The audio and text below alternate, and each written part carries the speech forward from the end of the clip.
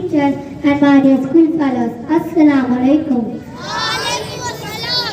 My name is Anab Zafar and I am from class 4 Sapphire. Today I am here to tell you about education. Good and proper education is very important for all of us. Education plays a very important role in our life. Education helps a person to succeed. Education enhances human knowledge. Education brightens one's personality. It also helps us making the right decisions in life. With good education, a person can take care of himself even in difficult times and get himself out of trouble. Education is a weapon that can turn your weakness into strength. I will end my speech by saying some words.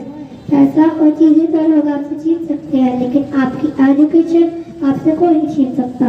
और अगर आपके पास education होगी तो फिर पैसा और चीजें आपके पास हो जाएंगी।